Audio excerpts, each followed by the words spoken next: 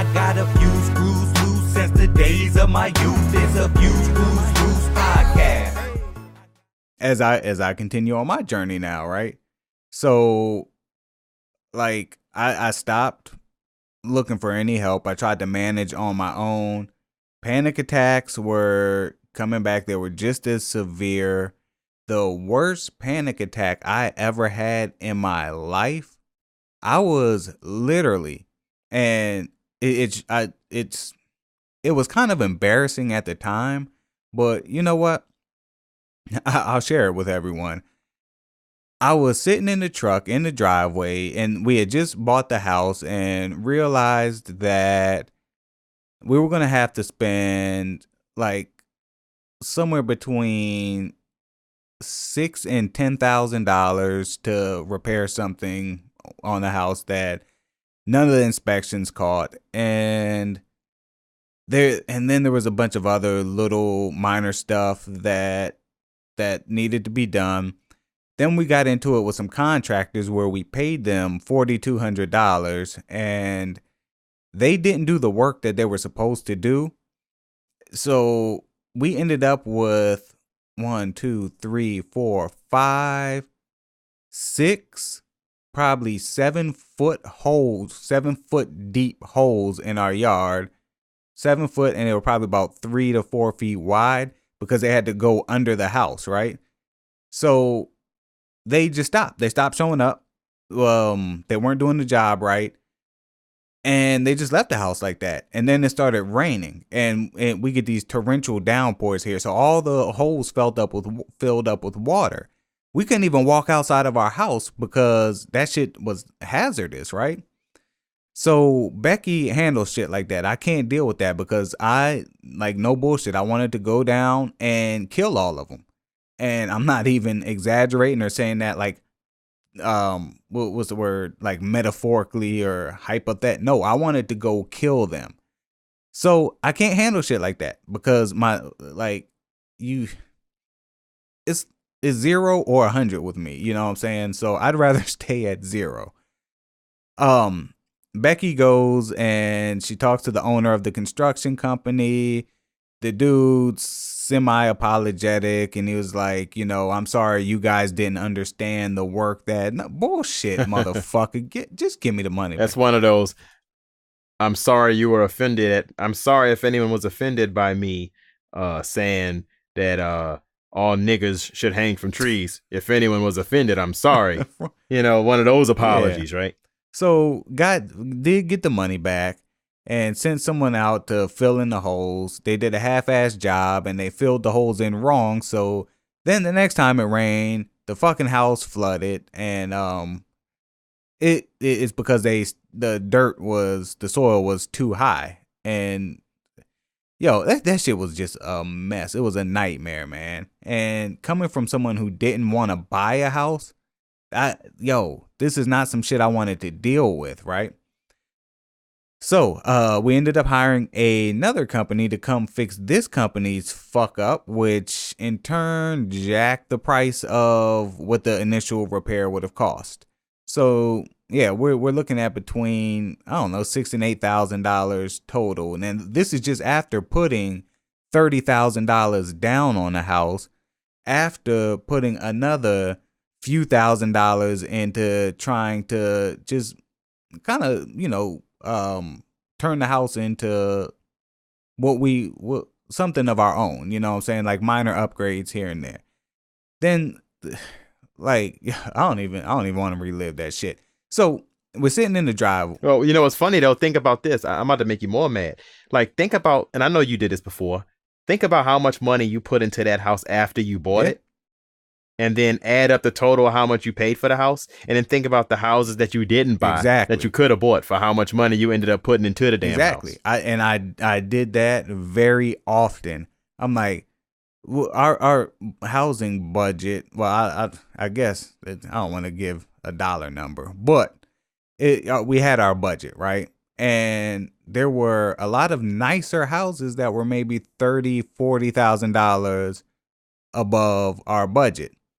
Not to say that they didn't have problems. We don't know. But some of them were new builds. And here we go. We buy this house, and then we spend $20,000-$30,000 the first fucking year that we lived here. So anyway, back to the driveway. We went and got something to eat, and this is when all the construction shit was going on. And I'm sitting in the driveway, and I'm talking to Becky. Just pulled up, got the food in her lap. All of a sudden, I look, and I just started looking around. And for those of you watching the video, this is what Becky saw is just rocking back and forth, looking left and right. Like, I don't know, it's almost like looking for a way out. And my heart starts beating fast. But this isn't regular fast like panic attack. This is, yo, son, this is the heart attack. And of course, you say that every panic attack you have, but I have never felt this type of pain before. I could not breathe. My breathing was super labored. My chest was, I can't even describe the pain my chest was in. My left arm went completely numb. I couldn't even feel my left arm. So I jump out of the truck, and I mean, the truck's still running, doors wide open. I run into the house, and I dive onto the couch. I'm like, I'm just trying to lay down. So Becky's like, do I need to call an ambulance? And I'm just shaking my head, no. And at this point, I've gotten off the couch. I'm on the floor in a fetal position, tears like running down my face because of how fucking painful this shit was. And also knowing that this is where I'm going to die, right here on this floor. Because again, at this point I was 30 something years old, 34 maybe. And I've had panic attacks since a teenager. I've never had one this severe. So on the floor, balled up, fetal position, tears coming out my eyes. And she's just standing there looking at. It's funny now. It's funny, but it's not, because she didn't know what the fuck to do. And like, I mean, I could imagine that she's like, oh shit, you said don't call no ambulance. Shit, I don't really know. Yo, damn. And it's like someone need to tap her on the shoulder, like, hey, yo, your nigga is dying. You just standing there. What you doing?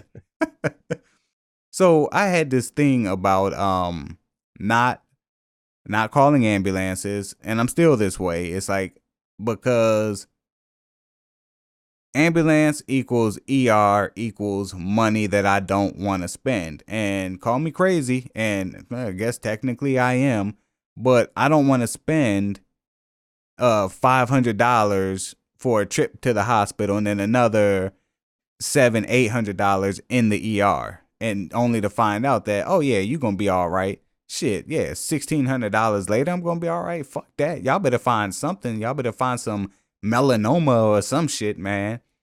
So, anyway, Make up something. That was the worst panic attack I ever had, and that day is when I said, let me try to do this again and find help. Fast forward, got a new doctor, a new GP, because my health insurance had changed, and out the gate, she was like, I want to help you. And I'm like, word, help me then, shit. And this was help me right after we lost the baby too. So it's like you had that on top of the house too.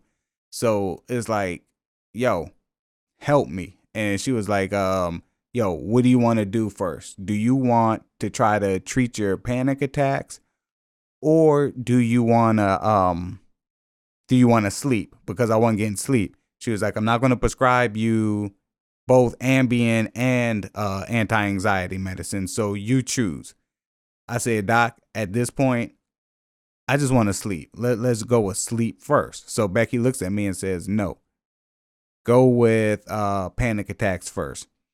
And what's awesome about the benzodiazepines are they also help you sleep, because they're I guess a sedative, mildly. Yeah, they use Valium, and in the fire department we would use Ativan and Valium as a anti-seizure medication, and doctors' offices and hospitals also use Valium IV form as a sedative too. Yeah, so I mean, but with that being said, she finally got me Clonopin, and P's like, "Hey man, don't take that Clonopin shit." And I was like, "Fuck you, man. I need to take something." So yeah, and I started taking Clonopin for a few months, and it actually had the opposite effect. It worked well for me when it did work. So P, let's jump over to you because I don't want to just like dominate the whole conversation. So you had stopped taking your Zoloft, you had stopped taking your well, did you stop taking the Zoloft? You stopped taking Valium, but were you still taking Zoloft? No, I stopped taking the Zoloft a long time before. The Zoloft I don't take without Valium. Makes me feel too sick, so I stopped taking that a long time ago. But if I ever have major problems again, they flare back up, I do know that my go-to is the Zoloft and the Valium. I haven't taken them both together in about a year and a half. But I'm comfortable knowing that if I need to, I do know that those do work for me. It was such a long, long, long process that I'm just happy to know what I need. If I need to, it'll work. And that I don't have to go through this whole BS again of torturing myself, experimenting with all these different medications that may or may not make anything better. Yeah. Shit. I mean, so what do you do right now then? Like, I mean, I know you said the Dramamine and Benadryl. Are your mental health issues that under control to where you really don't need them? And let's say you have a day or two or three or four where you're faced with some of your triggers. Then what are we looking at here? Well, my triggers are fire department related, stress related. Um, so I don't really have to do anything regarding my triggers unless I have to undertake some sort of responsibility. I don't respond to stress anymore. It makes me fall apart. I can't commit to things like I used to. So as long as I stay settled, as long as I don't make a lot of plans, as long as I don't take on too many responsibilities, and this is even minor things, I can keep it at bay. But once I feel like things are getting stacked up, or I got two or three things to do, or I feel like I'm getting pulled in too many different directions, I get angry, I get pissed off, I start uh, getting real irritable and anxious and worked up and stressed out and not being able to sleep, and all those same effects end up coming back.